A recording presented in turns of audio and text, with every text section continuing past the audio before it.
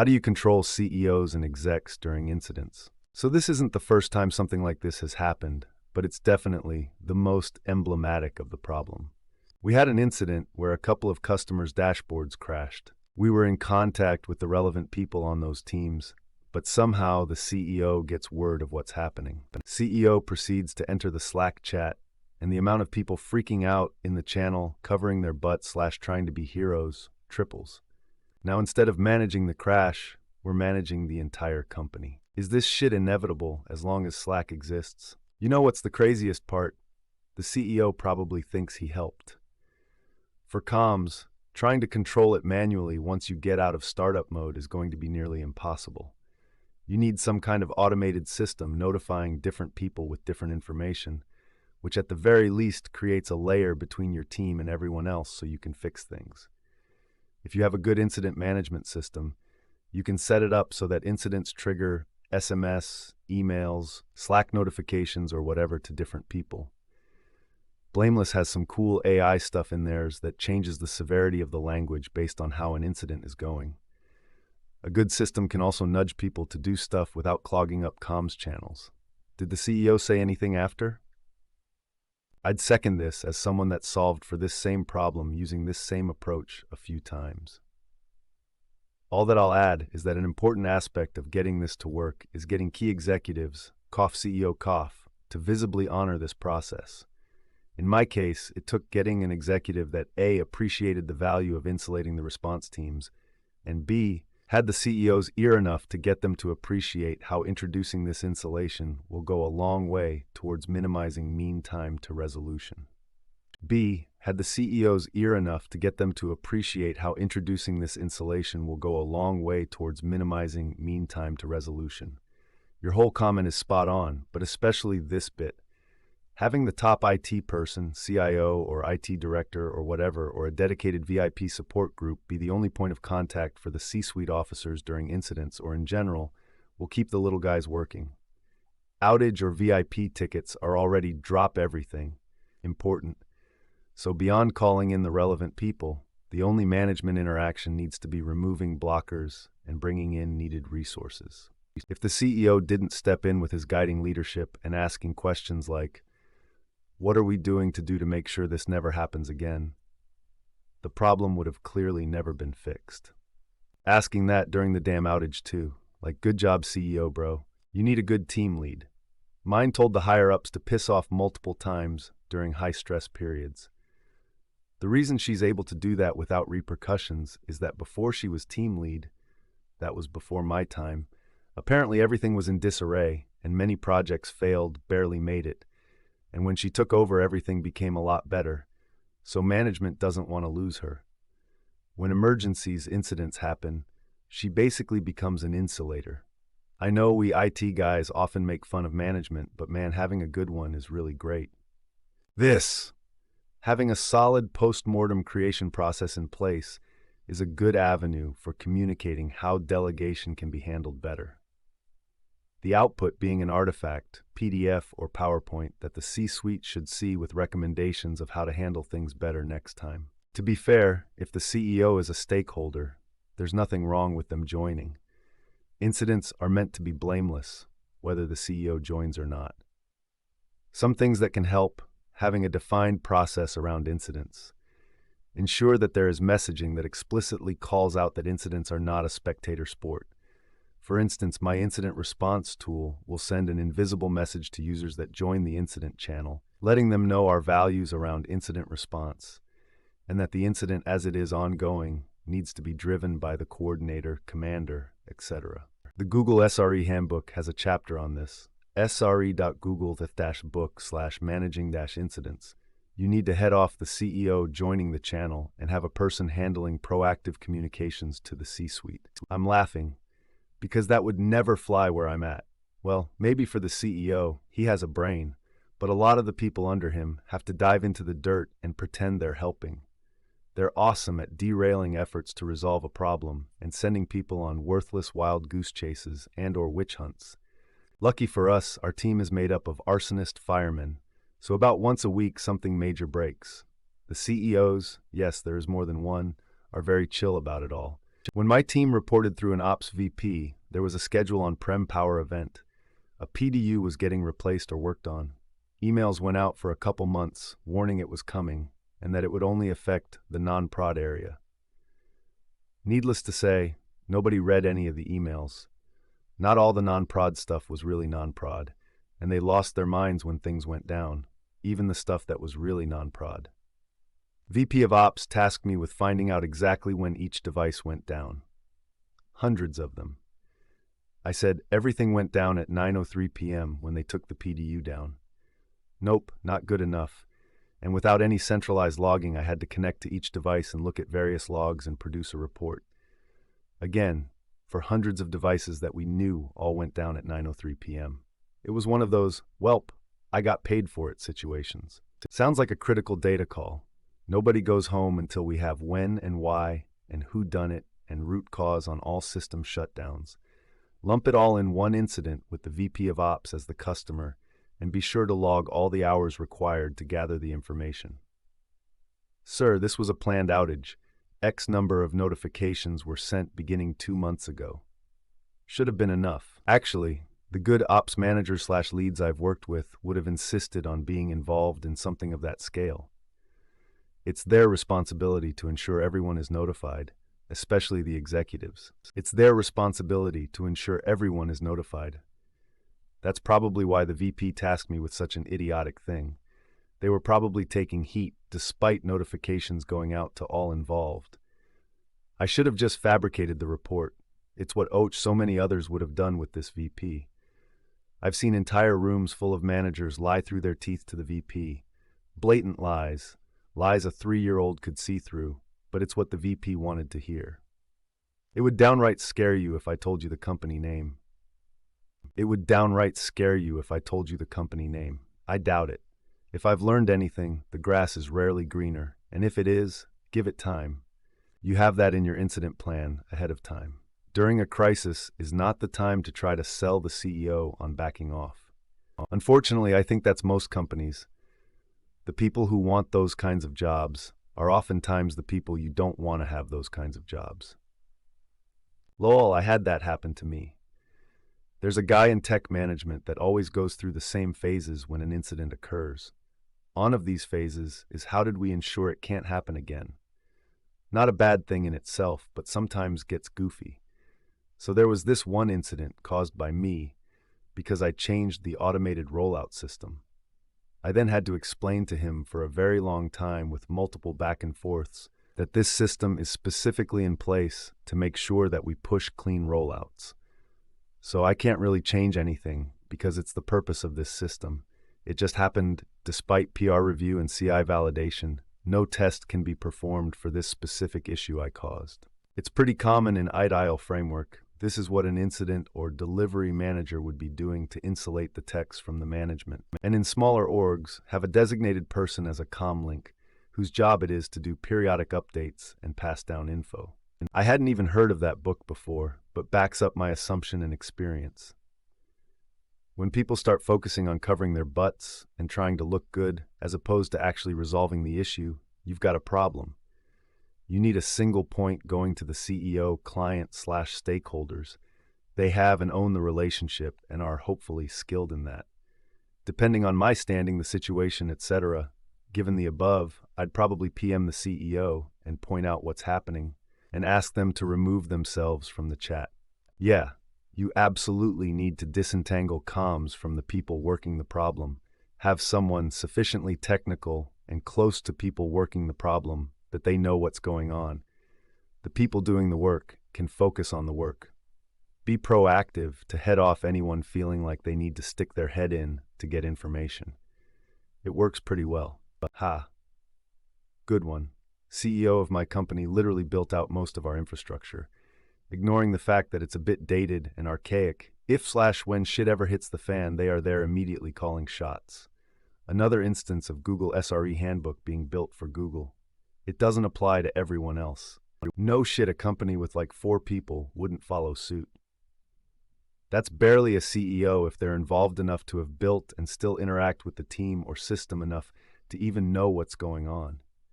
Hell, the principal engineers that wrote the last iteration of the system I'm working on still are around, but it's been so long since they worked on it, they'd be worse than useless during an incident. More like 140. One of the best things we ended up doing was giving the CEO and other execs their own Slack channel that gets updated with meaningful updates as they are available. It helps with the damage control when they start receiving communication from the various clients, and also keeps them out of the way of the technical people solving the issue. One of the best things we ended up doing was giving the CEO and other execs their own Slack channel that gets updated with meaningful updates as they are available. Yep, you need a technical channel and a summary channel, or whatever you want to call them. Triage needs to be very open and frank and fast-moving to be effective. If politics come into play, expect to spend a lot longer figuring out the root cause.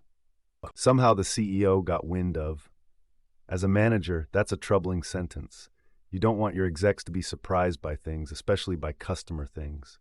As per the parent post, proactively notify leadership about incidents. Somehow Palpatine returned. Same. This cut down on the number of ad hoc, I need an update PMs, and here's in the actual incident channels. Channels that get made for the technical aspect of the incident are private and very much invite only. There should be a high-level priority channel that the CEO and execs use to be able to receive updates from leads and have their own input, independent of the people doing the work. Incident and problem management processes should also be in place that when a SEV P1 happens, then everyone knows how to react and what their roles are. These should also be tested at least annually. If not, no one knows what to do in an emergency the first time without training, and it could all go out the window. Great on paper, but untested. Test your processes. Continuous improvement will help, as will feedback. Communication should also be kept flowing regularly to that CEO comms channel for a multitude of reasons. Main to keep them segmented from the people doing the actual work who need to focus there and on the fix itself. That coordination belongs either to the ops lead or a project manager type appointed to that task for the duration of the incident. With the executive comms channel members informed, whatever you need to know about this incident, talk to Betty in this channel. That way, the ops lead is only getting C-suite chatter from one person who can filter it down as needed, and the grunts in the trenches are only getting chatter from their lead and each other. My first week on call was about 2 weeks into onboarding, and we lost both independent power legs, and the backup generators failed to start. The NOC monitoring was in a browser window that was not on top and did not have an audible alert. The failure was discovered when sysadmin came in for a weekend server migration. The data center was at about 95F and climbing. They called our boss directly, and I only got called in after the key folks. When I got there, my boss was on a bridge call with the leadership, and one of the engineers was leading the recovery.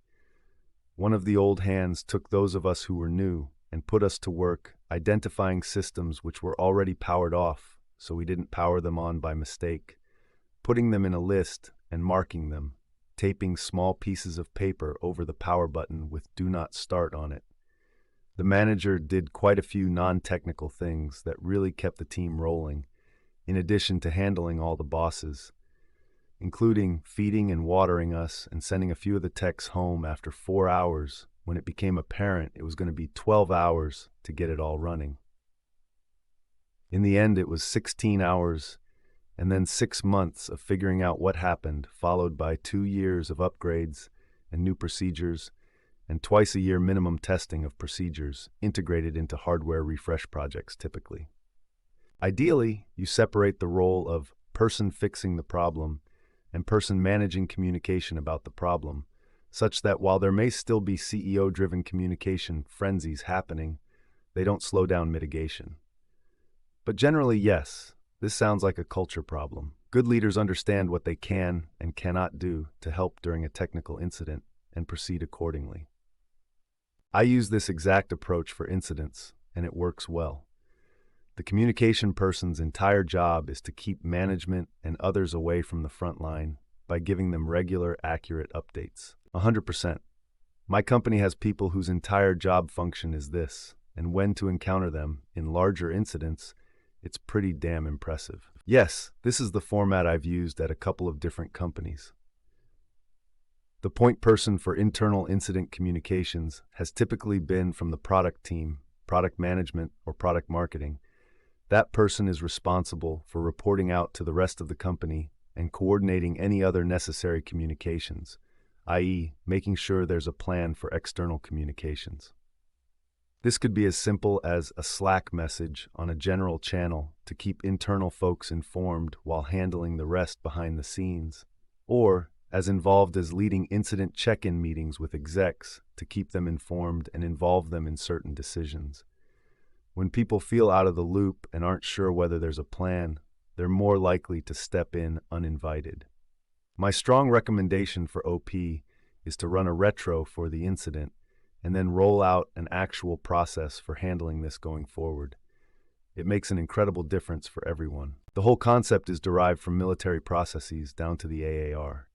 Since this is a pattern, we can avoid talking about what to do in the specific time and instead focus on addressing it outside the incident. There are basically two things to address in conversation with them.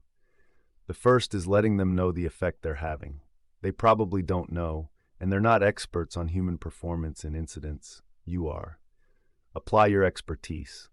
The second is to get out of them the reason they keep popping in. Are they trying to help? Are they not getting information communicated to them? Are they just curious? You need to understand this so that you can find a way to address it that isn't them causing more problems.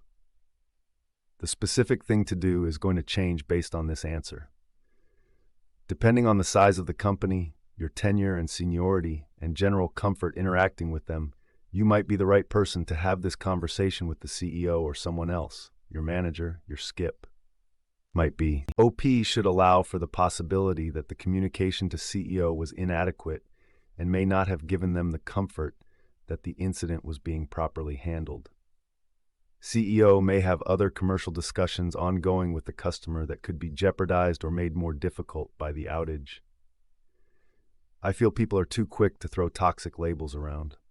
Yeah, I'd say, in my experience, roughly half the time an exec is causing problems in an incident, it's because they're unaware that they're disrupting things, or else they'd step out. And the other half is because they know something big is happening that affects their job, but they aren't getting the information they need. You need a clear and published incident management procedure that everyone is aware of. This should include defining roles. Who is in charge? Who is responsible for internal communication? On what cadence? Who is in charge of external communication? Sometimes this might be one person, but it's very useful for severe incidents to have someone who is in charge of mitigating the immediate problem and someone else who is in charge of communication. Ideally, the right communication is available via a pull method. Read a Slack channel, not ask what's going on. But if asking for a status update is necessary, then it's the communications people who should be asked. The engineers mitigating the problem should be free to battle the problem without distraction. Execs, for the most part, aren't intentionally trying to distract you from getting the fires out. There's process to put into place and some education to do. Get alignment from the right people, and you'll make incidents a much smoother experience. Well articulated. Look at the Incident Command System, ICS, for tips of defining roles and procedures. Execs are compelled to fix things. You need to give them an outlet to contribute without disrupting the front line who is fighting the fire. Depending on the scale and length of the incident, you will have multiple communication channels, each with a communications leader responsible for inter-channel communications. Everyone should know who their channel leader is and shouldn't need to know anyone else. Exactly.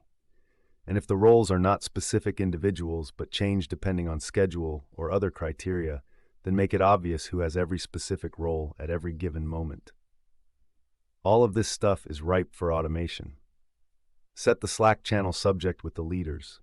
A bot could also tell you who is who on demand. That sort of thing makes it all self-serve, which translates to less need to draw critical attention away from the tasks at hand. It is. Show you own the room, and they might let you keep on doing what you need to do. 1. Indicate what you know. 2. Provide a time-boxed next step. 3. Let everyone know how to provide or receive updates. This is the right idea. Create a structured plan so they know they can get back to their real job. I like how you put it in concise bullet points that people can follow instead of a 10-paragraph treatise. You have a technical and non-technical call. That is how I've seen it done. CEO doesn't have technical call access. Somehow the CEO gets word of what's happening. TBH, the CEO should get word of a major incident. CEO proceeds to enter the Slack chat, and the amount of people freaking out in the channel, covering their butts trying to be heroes, triples one. This is a problem, though. Part of your post-mortem about this issue should be the lack of a codified response to the incident. Cs and other execs should have regular updates or be able to find the updates easily. But once you have too many cooks in the kitchen, trying to help stops being helpful, and there needs to be a proper incident response plan to prevent that in the future. Having a channel for the execs to receive updates and where help can be requested or even offered, but that the ops folks who are in the weeds don't need to monitor, is a decent solution. And yes, I agree, that needs to be defined in the incident response plan.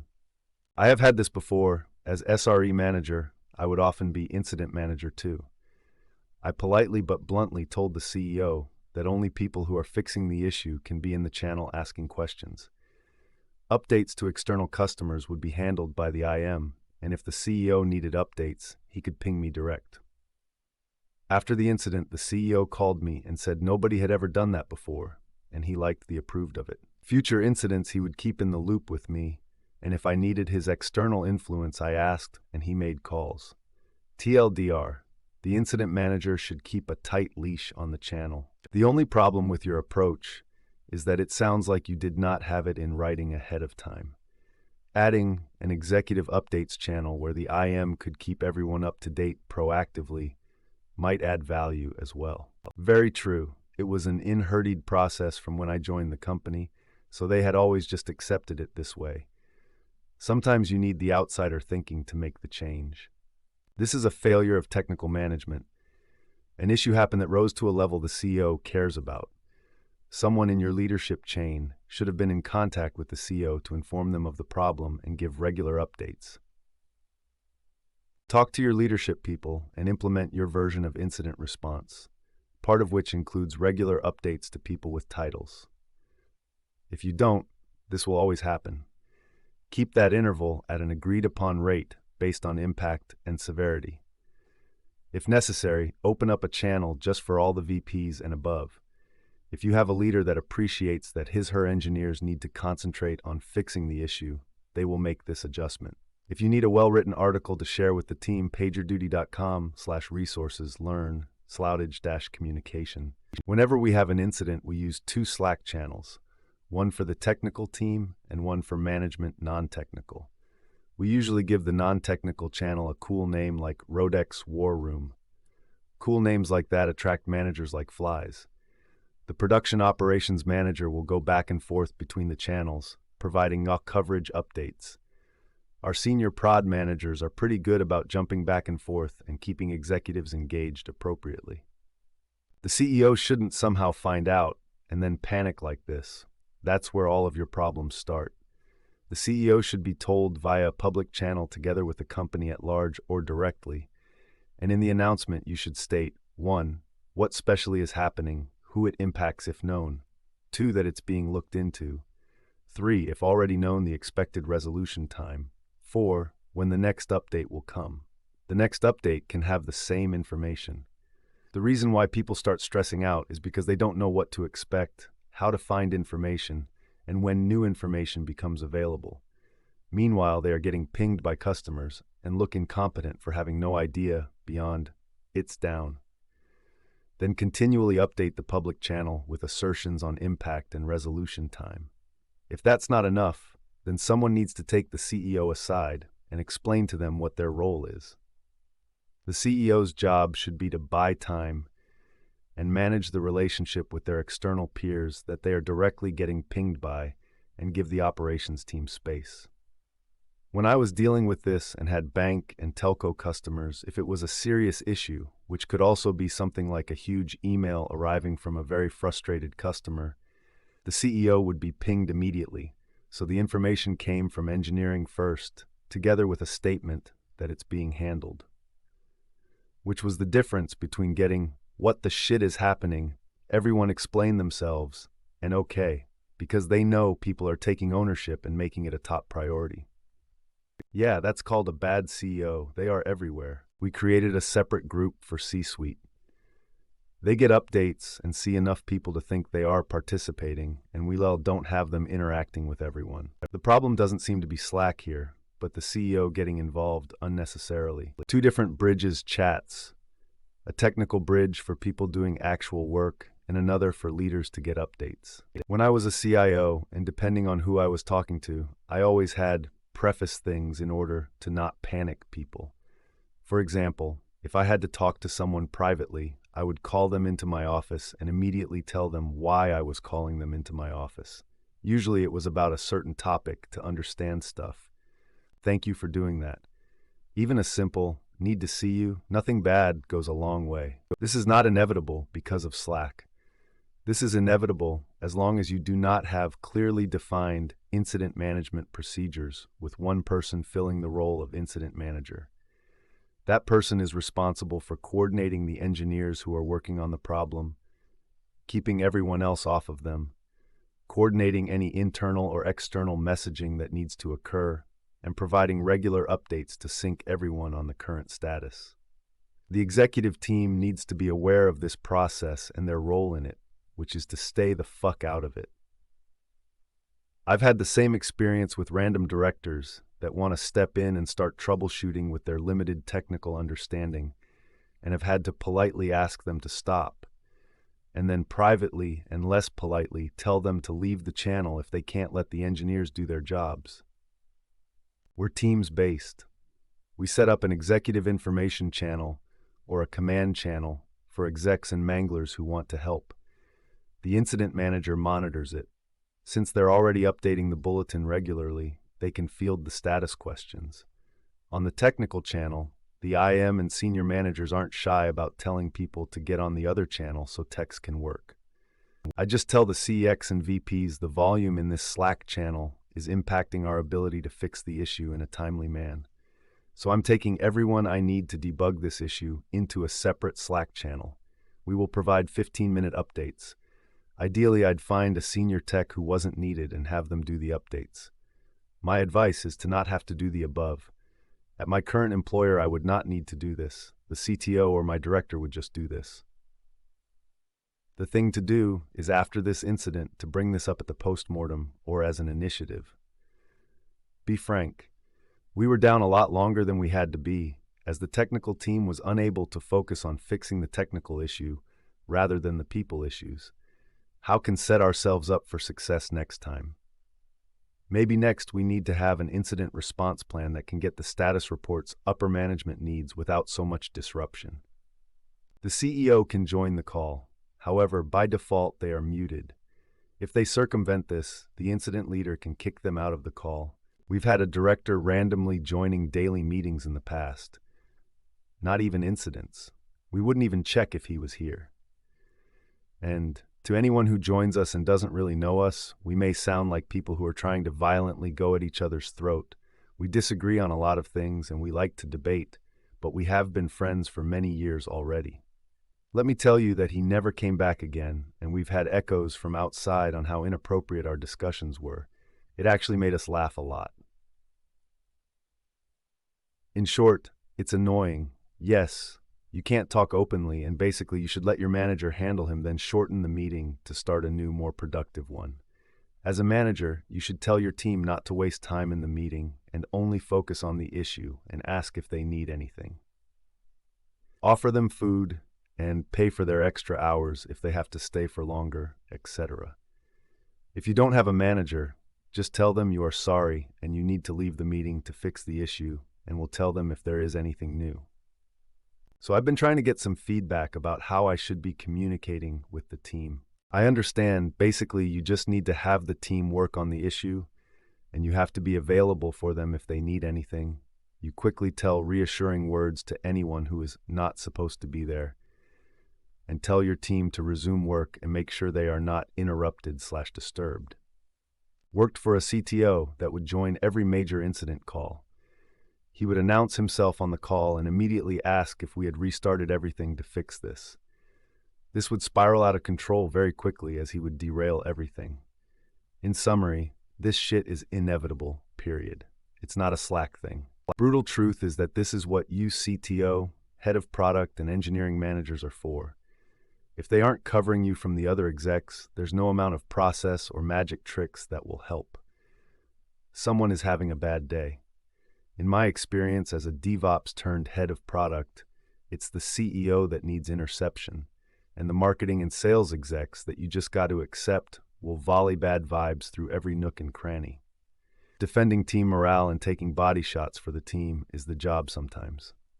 This is something your manager should be getting ahead of. But honestly, it's indicative of a toxic culture at your company. If the CEO doesn't trust the teams to handle incidents properly, that means they don't trust their management team either, which is a huge red flag. Look into playbooks for incidents and creating a standard procedure for handling incidents. Triage, who to contact, what to do, etc. Add to these playbooks over time. Ensure your CEO is told about incidents at specific severities after they're handled to build trust in the process. Quit. Someone in our role shouldn't be talking to anyone on the fucking board. I've made this mistake too many times personally. CEOs are terrible at showing restraint and letting the crew work things out. One time during a massive deployment of several major services, our CEO came into chat and goes, "What took so long? It's not like we are launching a rocket." Business executives respond well to positive reinforcement and are easily distracted. So the best solution is to hand him a chew toy, pat him on the head, and tell him he's a good boy. Put up boundaries like an adult, or you don't have them. How would you react if someone condescendingly manipulated you like you're a child? I would outright fire someone that was playing games instead of communicating directly, particularly if it involved a critical situation like incident management. Found the guy playing on Reddit from the C-suite. Sign of a bad CEO. I've left companies run by CEOs and CTOs like this. I had a job where the CEO would join the DevOps stand-up. The CEO would ask why work isn't done yet despite never giving a deadline, etc. The CEO has no place micromanaging like that. It's really the sign of a bad CTO and a failure of the wider engineering leadership if the CEO starts jumping into operations. It's a perfectly normal reaction for a CEO to want to jump in and do something when the house catches on fire. The most I expect a CEO to do when there's a fire like that is to maintain communication with sensitive contacts and reassure them. They need to defer getting the fire put out to the management layers beneath the executive level. If they don't, then they have too tight of control and the organization is weak. It's normal for the CEO to chime in that a high-profile customer has some particular concern or is impacted in a certain way, but to join an incident call and start calling shots or to interfere in incident response is a sign of a very weak organization. Is this shit inevitable as long as Slack exists? Welcome to real-world ops, where those of us in operations have dealt with this for years, decades. It doesn't faze us, we're used to it. You devs used to be able to write your code, pitch it over the firewall to us, and then be largely insulated from these things. But then y'all had to become DevOps. You wanted it all.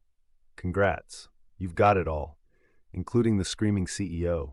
It's not a failure of having Slack or HipChat or Teams or whatever. With rights comes responsibilities. Before you only had the responsibility to write accurate code and then go home at 5 p.m. Ops took care of all the other crap, including stakeholder interference tantrums. I just slack the CEO, so if he/she intervenes, then they know how people react and how it does the opposite effect. They will appreciate the honesty and the little balls you show.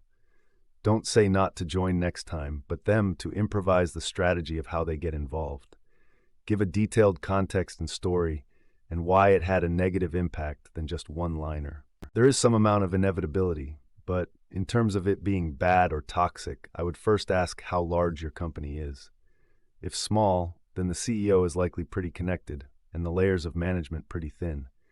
In these situations, Reddit becomes as bad as /r relationship advice, and they will paint your CEO as controlling, not trusting, toxic, and 100 bad things and tell you to polish your resume, hit the gym, and GTFO.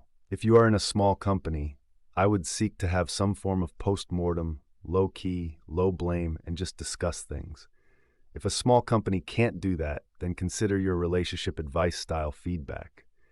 If you are in a company where the CEO is 3 layers above you and has no interactions with the clients or your direct team except in these situations, then that's a sign of bad leadership, and fixing that in a larger company is harder. But doable if you find the right approach, but almost impossible to really define on Reddit. You need a notification and escalation process. Thus, keep you stakeholders and management updated of incidents when they occur and who is working on it owns it. The updates need to be in a separate channel communication path to the incident. You need an escalation path so that after periods of time, you might bring more people in to help fix it, or management to perform customer damage limitation. You need a root cause analysis process to demonstrate that the team knew what happened and put in measures for it not to happen again. More importantly, you need some strong incident managers who tell CEOs, "We have this, and we'll get back to you every hour with an update." When there is an active incident, I limit myself to one Slack channel which has people who can help me and people whose job it is to communicate my status updates up the chain. I ignore the rest in all DMs. Incident communication is not just to the customer, but also to other teams in your company, such as sales and customer success, and in some cases, executive management. Manage both proactively to avoid dealing with them reactively. Talk to your manager. A good manager should be able to run interference in situations like that, finding a way to distract the execs and upper management so they don't make the team stumble in a critical moment. A very good manager should have a rapport with the executive team and be able to convince them to back off for a bit and not get in the way. From down in the trenches, if you don't have a good manager backing you up, there isn't a lot you can do without some risk. A curt, "My team and I will give you a report as soon as we have things under control," might be the best you can do. And even then, some asshole, egocentric dipshits will still take offense to that. The incidentrevolution.com/articles/mastering outages with Insidash command for DevOps-Chapman is not only a good solve for this, but helps address the issue of folks getting randomized during the outage. It establishes a hierarchy of command and communications to keep problem solvers on task and leaders, stakeholders up to date. Google around for it. Lots of good talk out there about how to implement, examples, etc. Spent a good amount of time working at an MSP where customer CEOs or execs were frequently on the call or on a group chat or email. This is a skill that can be learned like anything else. Some companies hire dedicated roles to manage and keep informed involved parties. I always found this to be a little overkill, though. It basically comes down to over-communicating, having confidence in your technical abilities and troubleshooting skills, and either taking over the incident or having one clear person driving it. Otherwise, wheels tend to spin. It's good to take input from other teams involved, but someone needs to be leading the charge of solving the problem and setting firm boundaries with involved parties, especially executives. This is what we're trying next. You need a mitigation plan in place before servers go down.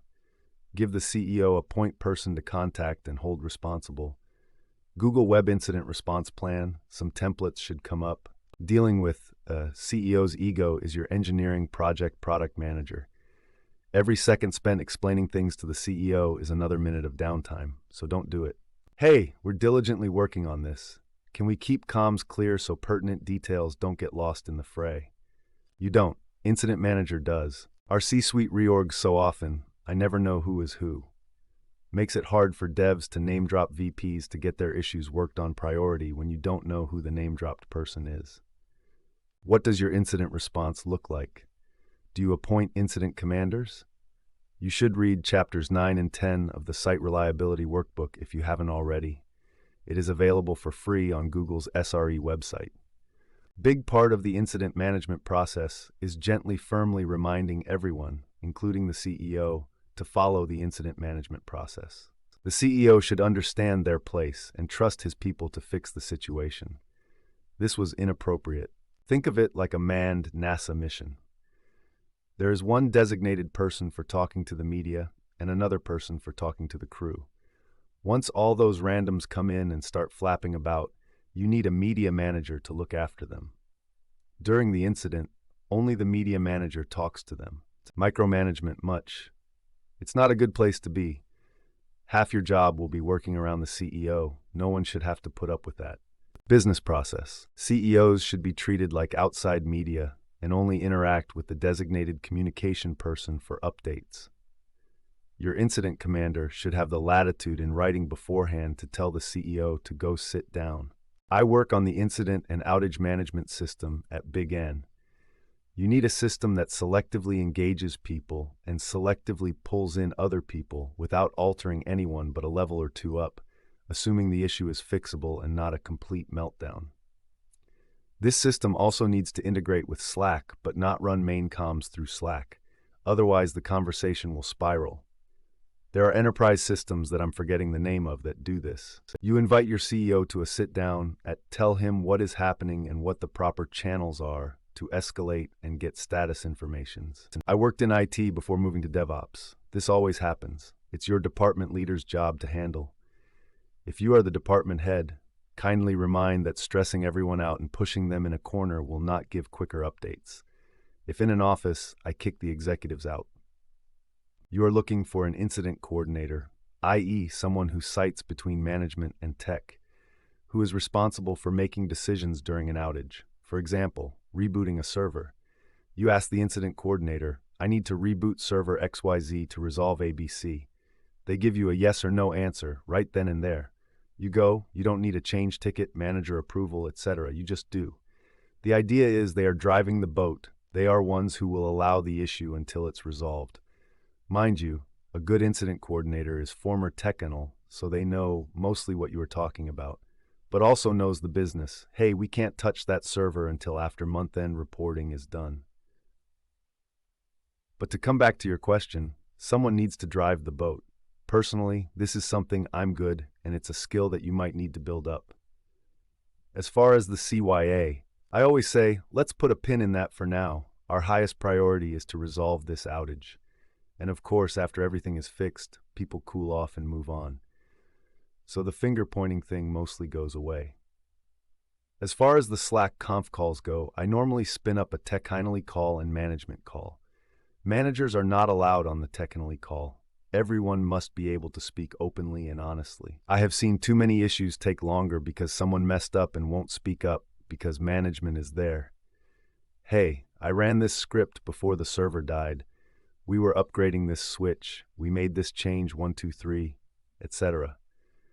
They might not be the cause of the issue, but I need to know the whole picture in order to resolve the issue. And hiding something from me is only going to slow me down and make more problems. I'll normally let the incident coordinator, this can be a good team lead or manager, act as a middleman between the management and technically call, basically keeping them up to date. Hey, we have opened a P1 ticket with XYZ vendor. We have started the DB restore. We are pulling in ABC team into the issue. We think found the road to issue, etc. Management doesn't need to know what commands you are running as you running them. Do you have an assigned incident response commander? That person should set up an engineer-only channel and a status channel. Under non-circumstances, should any non-essential personnel be in the engineering channel?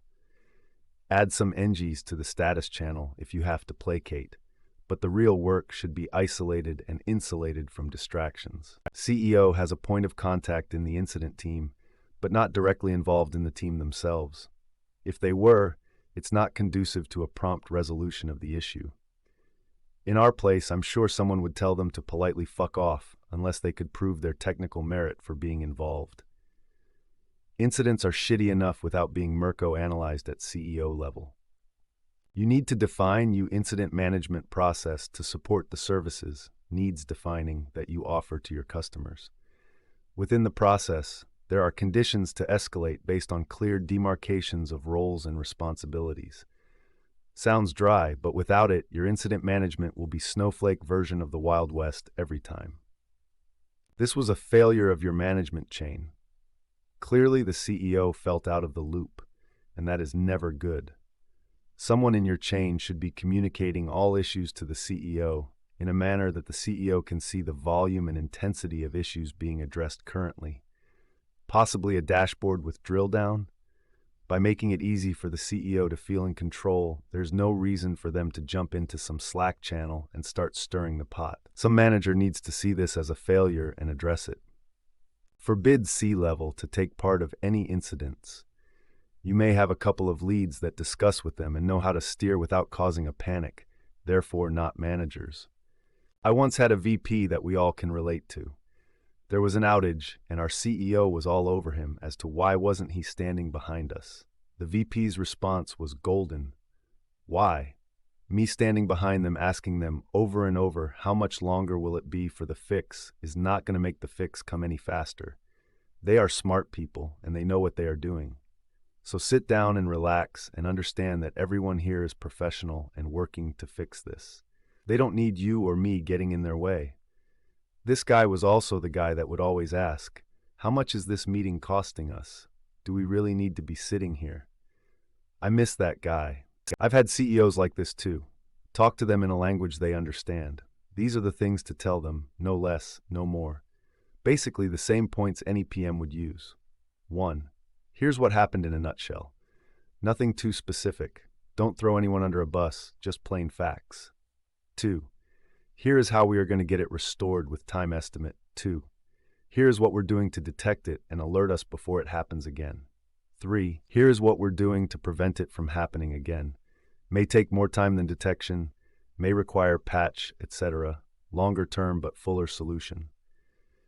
They will usually immediately be satisfied that you know what you're doing and you've provided them with information and time estimates they can take back to the business and make them feel that it's under control and how soon they can get back to their business as usual. Yes, it is. It's hard to explain to non-technical people that things like that are inevitable. You were dead when the CEO found out from anybody other than you. The only way to manage this is have good process that alerts you when shit is on fire, and you message leadership immediately with status, a plan, and a timeline when they should expect the next update. Then you keep sending updates even when there aren't updates. I'm sorry to hear about the disruption and the chaos. I have worked in some large companies where communication with C-level executives was also a problem. One of my previous stops happened to have partners, which included some rather prominent CEOs. Partners provided content, and our video platform distributed said content. We struggled with the amount of information to share with non-technical stakeholders, including frequency, context, etc. Shit, even the best place to share that information was a problem. SMS, email, Slack, etc. There's a system that is part of NIMS that I have successfully used you might find interesting. The CEO getting word of an incident isn't the issue. As far as I'm concerned, it was that they didn't hear it from you. The company is their zoo, and these are their monkeys. It is far better to think about the easiest way to deliver bad news, both business-wise and professionally. Try the CAN report. Current conditions, what is happening, and what do you know now? Using the word investigating is to your advantage when starting to triage. Actions. Tasks are done by people or teams to determine current conditions and future needs. Needs, what you need, and it can be time, people, external vendors, etc. During this step, with proactive communication, you can provide what's needed to a CEO. Make them an asset. When my team communicated needs, we would explicitly say that engineers were busy while the technical incident was underway. Executives with additional information could contact Incident Command to understand the incident's impact better. Trust that executives became far more engaged in suitable activities and less in the weeds of recovery. Managers are the umbrella for the techs. The manager should be answering to the CEO, not Johnny Developer. The best way I've seen for dealing with this was we ran 2 channels for incidents, an operations channel and a comms channel. Only people who were hands-on tools were allowed in the OP's channel, plus our ops manager. Everyone else, SLT, account managers, product managers, you name it, were in the comms channel. Our ops manager shuttled back and forth relaying questions and explanations. Given that our manager knew his shit, Explanations from the OP's people could be U11's dropped a line card, and he'd jump to the comms channel and unpack that terse technical explanation into business impact explanation. So our account managers could do their jobs by soothing ruffled feathers, etc., without tying up the technical channel with questions our manager could answer off the top of his head, or with the 5-minute explanation of the 6-word issue. A key thing to bear in mind is that public-facing staff have a legit job to do during incidents. Soothing ruffled feathers may not get the broken kit fixed any faster, but it does mitigate the potential impact of the broken kit on the company's bottom line. Potentially more than a 5-minute difference in restore time does. So it's pretty important to make sure everyone can do their job, and neither the technical nor the customer-facing end of things obstructs the other. Been there. What we did was, for any incident, we make a separate Slack channel and give all the invite rights to on-call. Only absolutely necessary folks get invited. Definitely makes managing it easier. Higher-ups would still throw a fit and blast replies in our company-wide notifications email list or Slack DMs. I was lucky and had a good manager who backed up comms well. He basically tells them to shove it until post-mortem. Honestly, it made our CEO look like a neurotic child throwing a fit to everyone, so bad optics internally. We could focus more and really fix issues. This continued for a few months until my manager showed them that resolution times were lower. Once that data was there, they decided to trust us. I figured they already would since we ran their profit center, but whatever. It did take difficult discussions, standoffs, and time. It's a gamble to ignore your CEO during an incident, but we took it and it worked. Might not play out the same elsewhere. I've overhauled our incident response process and implemented Slack bots, etc. to no avail. What worked for me in the heat of the moment was being blunt. There are too many cooks in this kitchen. I'm going to need some of you to butt out for a bit. That was a very reserved way of putting what I wanted to say. This did cause me a bit of a headache in the post-mortem review, but I made the case that although my job title isn't SRE, I have been an SRE, and the SRE field picked up a lot of safety practices from the fields of nuclear energy and aviation. Drilling into the flight sector. When a plane is in trouble, there are clear processes for communicating your level of distress to air traffic control, e.g., PAN, Mayday, Mayday, Mayday, Mayday, minimum fuel, and others all have different levels of seriousness and different responses from ATC. Broadly speaking, ATC tracks where you're going, gets the bare minimum amount of information that they need, usually fuel and souls on board, sets aside a block of space for the pilots to work the problem, keeps nearby air traffic away, clears the target airport and runway, prepares emergency services, etc. ATC does not constantly distract the pilots with leadership and dumbass questions. Instead, they help to scaffold the best environmental settings they can for the stricken plane, but otherwise get the fuck out of the way and let the pilots focus on the task at hand. Every so often, ATC might chirp in and request a brief update, but not every 30 fucking seconds. They typically do this to help the pilots, rather than, is it fixed yet? i.e., ensuring that they have appropriate resources available on the ground. When the pilots are able to communicate with ATC, they will do so. If you haven't heard of it, the rule of thumb is aviate, navigate, communicate. It's an order of priority that saves planes and lives. I've also made it repeatedly clear that I have a deep loathing of unnecessary context switching, the impact it has on productivity and destroying flow state. The aviation angle is a really interesting rabbit hole to go down. If you want to jump down it, I can recommend The Mentor Pilot, and for a step between aviation and tech, Nicholas Means has some great talks that map aviation things to the developer world. Means, specifically, is one of my favorite speakers. He'll talk for 95% of a talk on the history of the SR-71 Blackbird, and then 5% on how the lessons from that can be applied to dev teams. It's a super engaging way of communicating a point. You set up user groups that include leadership and blanket add them to certain channels. They are always there. They are never there. The new will wear off. If there is a channel that should not include senior leaders, then it does not have that group added to it. Stay away from the CEO having access to a channel individually. Next, you set up, as part of the RCA changes, an escalation process as part of your emergency or incident response plan. Practice the plan once per quarter. Try to do this halfway in so it falls between two quarterly planning events. This way, the whole question of who has the ball is less contentious. If after these two things you still have senior leaders causing problems, bubble that up to your director as an action identified in squad or team retrospectives for the RCA. If this keeps showing up, it will get some traction. Ultimately, most senior leaders are acutely aware of how often they kill Schrodinger's cat by just looking in the box. They try to be informed and understand what is happening without breaking everything. However, people are dumb around other people that they think are important or can make/break their career with a single sentence, and that makes it hard to be and remain objective. Inevitable as long as Slack exists? No, but may be inevitable so long as there are managers and such that don't know how to properly get out of the way. It's by no means an issue specific to Slack. Once upon a time, one MIS office I had, where the entire MIS department was 2 people, and I was director of MIS. When the shit hit the fan, I'd slide the sliding glass door of the office shut and put up a whiteboard of the status, and update the whiteboard generally every hour or so, including noting when it would likely next get updated, and if need be, also take the phones off the hook, or be very selective about what calls would actually be answered.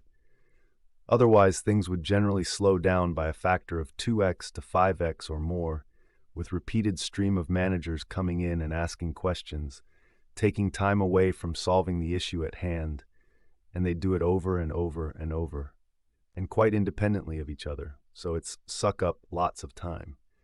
If you want them to better help, give them a job, well, what they ought often be doing anyway, something like, this extraneous communication that's not helping to solve the actual technical problem is slowing down dealing with fixing the actual technical problem. If you want to help, how about fielding all the communications that's not directly involved on taking care of the technical issue at hand?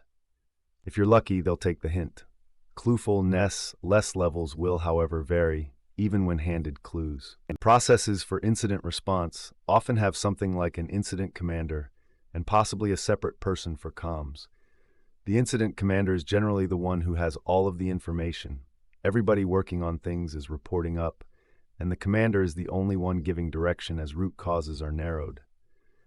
The comms person is the point of contact for all messaging status updates to anybody outside of the group. Once an incident has been declared, announcing X is happening, here's what we know, here's what's been done so far, as well as whether it's fixed, mitigated, etc., plus who to contact for more info, plus, and this is important, when to expect another update. A good exec shouldn't care beyond, do you have the people and resources you need, though sometimes there's other things happening. I might expect a CEO of a 50-person company to be more hands-on than a 5,000 or 50,000-person company. Startup with one customer responsible for 80% of the revenue might put a CEO on, if we don't fix this, we can't pay any of you next week mode. Of course, the CEO and other management should know about these things happening. The issue you're facing is your person that reported the news didn't offer the solution or turnaround times expected to fix the issue, so left too many unknowns, so the C-levels have tried to step in to help fight fires, 90% of their job normally. Deliver the news, deliver the solution, deliver the timeline. Assure them your team has it under control. The problem is solved. Source, many years as CEO and CTO. Yup, if you have idiots in management, which you will usually have eventually. At a previous job, we had a SLA saying we would be up after 8 a.m. local time through some end time, I forget. I inherited a badly set up AWS production setup that continually crashed with no error messages, nor traces, nor anything. Symptoms were no response from the site.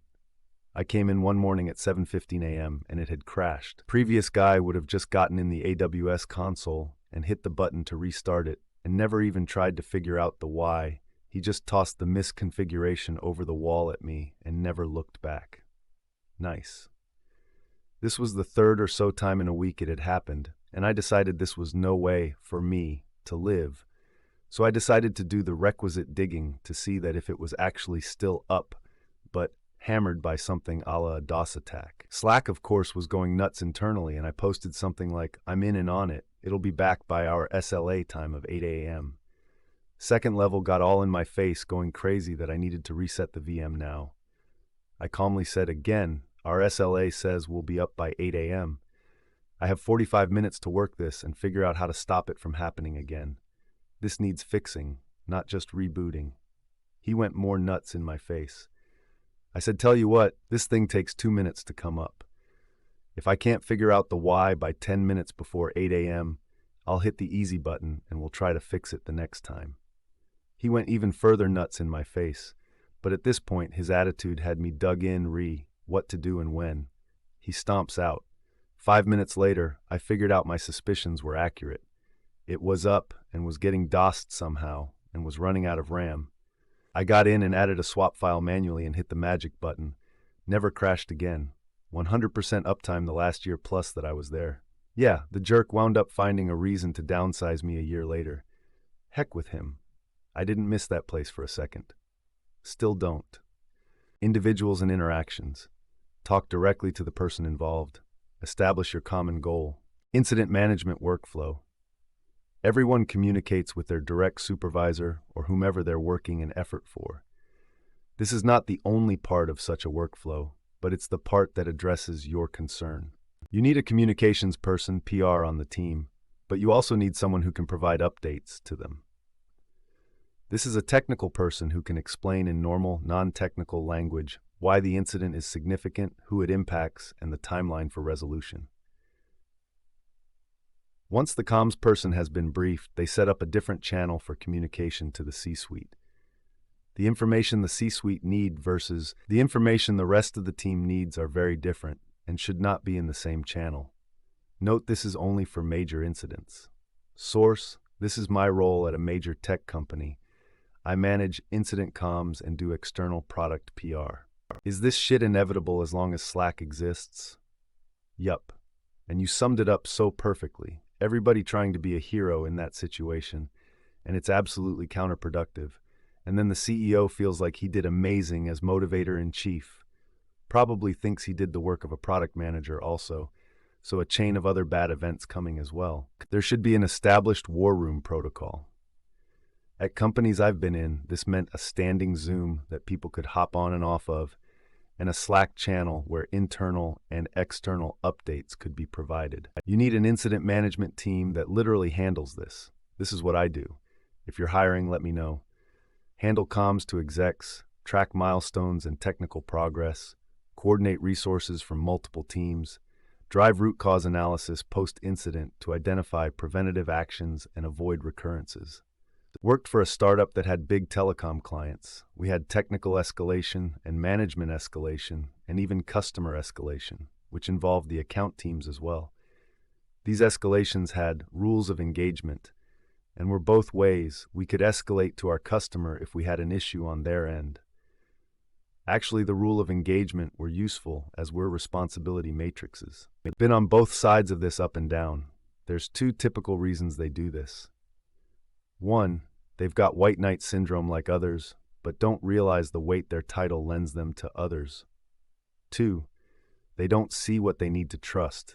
The issue gets resolved. The first one is actually harder to solve. The second one is a communications issue about setting expectations for updates and being consistent with them.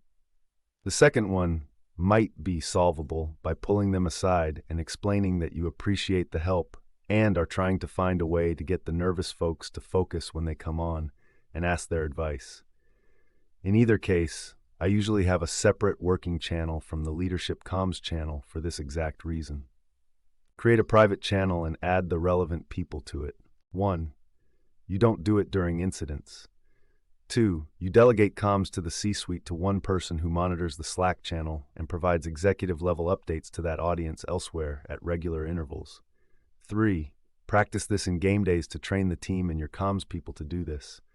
While the team is figuring out the ETL broke the API and the CI/CD pipeline is borked, you drill the comms people to stay cool under pressure in the face of outrageous and counterproductive demands. And 4. You empower the incident commander to kick out anyone not helping, including the CEO. First thought, it is micromanagement. Proper incident management should include only the parties involved, not executives. I am an exec who went through the ranks. I trust the people I hired, and they know to involve me if they are spinning their wheels or need customer interaction. That being said, I think updates are in order with customer-facing issues, especially on anything of magnitude. I am picturing a Dilbert comic in there somewhere. Theoretically, communicate with the incident response team in a private Slack channel, and in any relevant public channels indicate you are head down working on a fix and will provide periodic updates every X minutes. We instituted a rule: if you're not actively responding to the incident, don't join the channel. It's important that people have space to effectively work through the problem without any distractions. Along with this, we established some clear roles and responsibilities. Incident Commander manages the response. Incident Comms provides regular updates summarizing what is known so far, progress on the response, ETA for the next comms, etc. to different audiences. Customer service, corporate comms, and legal teams are escalated to when necessary. Incident response, the folks who triage, contain, and remediate after an incident. Sounds like a failure in management.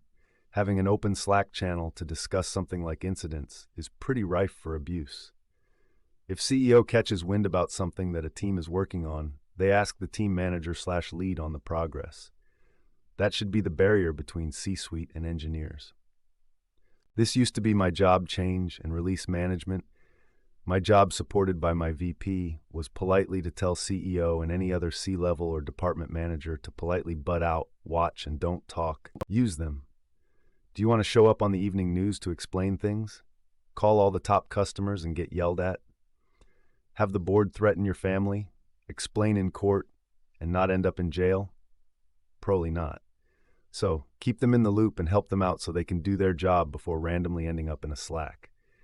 If you do that, you can focus on the far more enjoyable technical issues that led to the incident. A lot of people are saying to get them on your side, or work up the chain of command, or whatever. I have some practical advice that is actionable during the incident. Suggest a separate bridge channel for high-level response and redirect VIPs there. Have an SRE or incident manager liaise with the technical bridge. This keeps them out of the adult's hair while things get fixed. And occasionally, they might do something useful like tweet a mostly not misleading update. I'm at a startup, and we don't really have this problem anymore. Some years back, our tech org adopted a special Slack emoji that we put up next to our names when we're in fix-it mode. C-suite and all non-technical folks have been instructed not to talk to anyone with that emoji up until the problem is resolved. It's not 100% airtight, especially when new folks join, but it mostly works. All that required was one conversation between our head of software and the COO that went something like, "When you ask us for updates mid-fix, people subconsciously start posturing instead of working. We'll write up incident reports after, as long as you stay out of our way during." CEO can't be in DevOps channel. I've never worked with a CEO that's so committed to our customers that they dive directly into incident response. That's really inspiring. Unfortunately, though, if you can talk candidly to the CEO, ask them if it would be helpful or hurtful if the US president showed up on the ground at a building fire and started conversing with first responders while they're focusing on saving lives and nearby buildings. Maybe the president was a former paramedic and can help. But the amount of local officials wanting photo ops and hoping to impress just distracts first responders away from their specialties. Create the visibility the CEO needs. They can be in the channel even, but read only. Management discussion gets its own channel outside from assigned ops leaders. Two-person team working on the issue and another reporting manager handling the comms. This is the way. When CEOs or executive members are asking for updates, just make sure your communication is clear and accurate. First, you tell them not to panic, which is most effectively done by not panicking yourself. Use a calm voice, don't get rattled, and assure everyone that the problem is correctable. This is why we usually have separate management-only calls. You need an intermediary for every incident. CEO cannot enter a working Slack channel, but one with the intermediary who will relay info. Without this, it's a drop straight to the bottoms with everyone filtering or harrowing. Huge mess. Has to be someone the CEO trusts, who also the engineering teams can interact with without filtration.